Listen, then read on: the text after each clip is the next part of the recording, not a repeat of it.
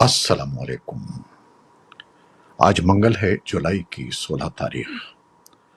پاکستان میں اس وقت شام کے 7، بھارت میں 7:30، اور یہاں ہمارے اسٹوڈیوز کی گھڑیوں میں صبح کے 10 بج رہے ہیں۔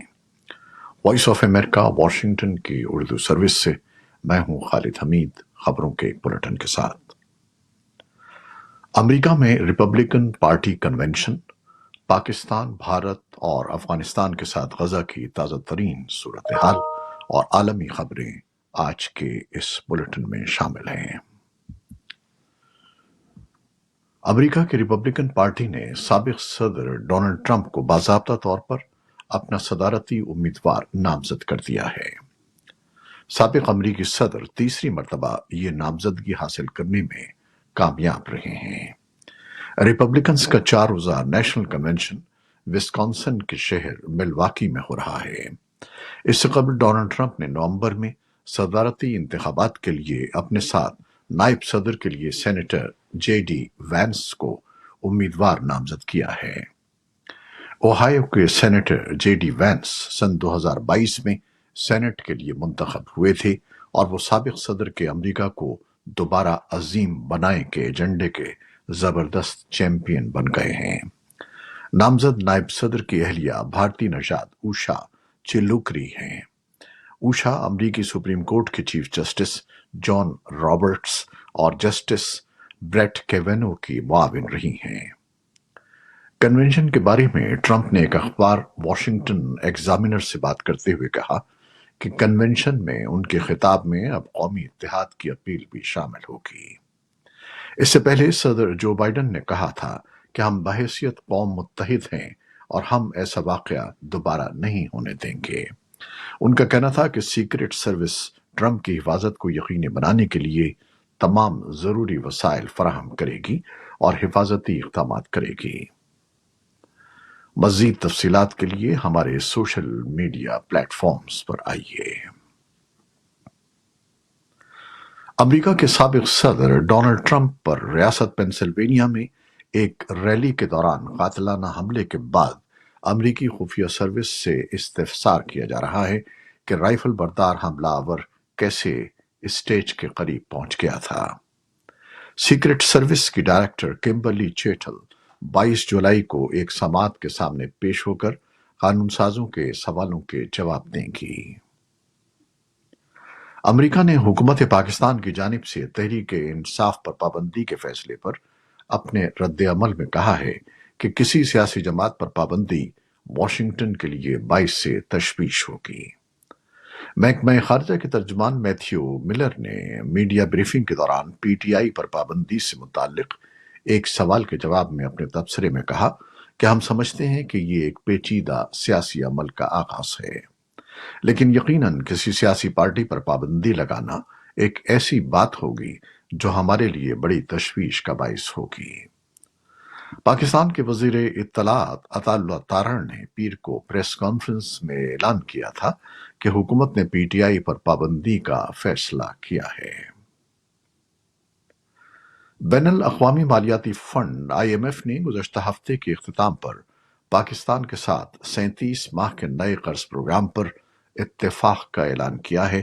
یہ پاکستان کا فنڈ کے ساتھ 25واں پروگرام ہے، جس کے تحت پاکستان کو تقریباً $7 ارب اقساط کی صورت میں ملیں گے۔ مختلف ماہرین اور حکومتی عہدیدار اس معاملے پر اپنے اطمینان کا اظہار کر رہے ہیں، تاہم اسٹاف لیول معاہدہ آئی ایم ایف کے ایگزیکٹو بورڈ کی منظوری کے ساتھ پاکستان کے ترقیاتی اور دوطرفہ شراکت داروں کی جانب سے ضروری مالیاتی یقین دہانیوں کی بروقت تصدیق سے مشروط کیا گیا ہے۔ پاکستان نے پیر کے روز شمال مغربی فوج کے ایک کمپاؤنڈ پر عسکریت پسندوں کے حملے میں کم از کم 8 فوجیوں کی ہلاکت کی تصدیق کرتے ہوئے کہا ہے کہ سیکیورٹی فورسز نے کئی گھنٹوں تک جاری رہنے والی فائرنگ کے تبادلے میں تمام 10 حملہ آوروں کو ہلاک کر دیا ہے۔ فوج کے inter services public relations I S P R نے منگل کو بنوں کے گیریژن شہر میں صبح سے پہلے ہونے والے مہلک چھاپے کی تفصیلات جاری کی ہیں۔ پاکستانی حکام نے اس حملے کا براہ راست الزام افغانستان میں مقیم حافظ گل بہادر گروپ پہ لگایا ہے۔ اس حوالے سے طالبان حکومت کا موقف تاحال سامنے نہیں آیا ہے۔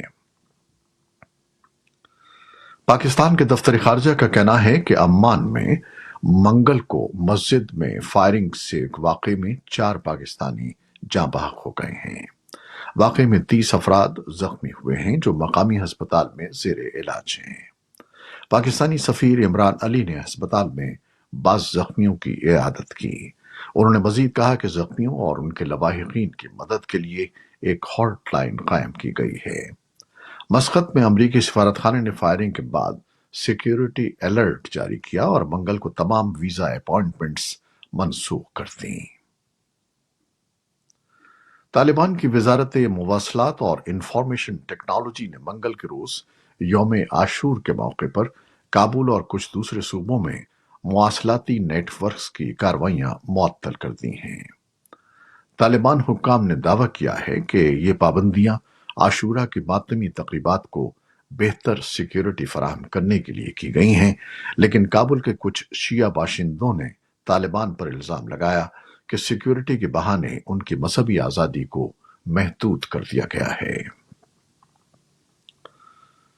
بھارت کے زیر انتظام کشمیر میں علیحدگی پسندوں کے خلاف ایک آپریشن کے دوران بھارتی فوج کے ایک افسر سمیت 4 اہلکار ہلاک ہو گئے ہیں۔ سری نگر سے وائس آف امریکہ کے نمائندے یوسف جمیل کے مطابق حکام نے منگل کو بتایا کہ فوج اور کشمیر پولیس کے مشترکہ آپریشن کے دوران عسکریت پسندوں کی فائرنگ سے زخمی 4 اہلکار دم توڑ گئے۔ حکام کے مطابق سیکیورٹی اہلکار پیر کی شب جموں و کشمیر کے مشرقی ضلع ڈوڈا میں کارروائی کر رہے تھے۔ حکام نے ہلاک فوجیوں کے بارے میں تفصیلات نہیں بتائی ہیں۔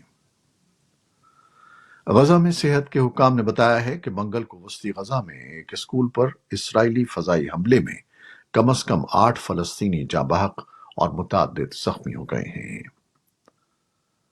امریکی وزیر خارجہ اینٹنی بلنکن نے پیر کو 2 سینئر اسرائیلی حکام سے ملاقات کی اور غزہ کی پٹی میں اسرائیل کے حالیہ مہلک حملوں پر تشویش کا اظہار کیا۔ یہ بات محکمہ خارجہ کے ترجمان میتھیو ملر نے نامہ نگاروں کو بتائی۔ میتھیو ملر نے بتایا کہ بلنکن نے غزہ میں شہریوں کی حالیہ ہلاکتوں پر اپنی شدید تشویش کا اظہار کرنے کے لیے اسرائیل کے اسٹریٹجک امور کے وزیر رون ڈرمر اور قومی سلامتی کے مشیر زیچی ہنیگبی سے ملاقات کی۔ یمن کے حوثی باغیوں نے بحیرہ احمر اور بحیرہ روم میں ایک آئل ٹینکر سمیت 3 جہازوں کو بیلسٹک میزائل اور ڈرون سے نشانہ بنایا ہے۔ حوثی گروپ کے مطابق یہ تازہ کارروائیاں خان یونس شہر میں اسرائیلی فوج کے فضائی حملوں کے رد عمل میں کی گئی ہیں۔ امریکی سینٹرل کمانڈ نے پیر کو دیر گئے ان حملوں کی تصدیق کرتے ہوئے کہا کہ ان حملوں میں کسی قسم کے نقصان یا زخمی ہونے کی اطلاع نہیں ملی۔ کرملن نے یوکرین کے صدر ولادیمیر زیلنسکی کی جانب سے مستقبل کے امن سربراہی اجلاس کی بظاہر دعوت پر ایک محتاط رد عمل ظاہر کرتے ہوئے کہا ہے کہ روس کو پہلے یہ سمجھنا ہوگا کہ مذاکرات میں شرکت کی دعوت سے کیف کا کیا مطلب ہے۔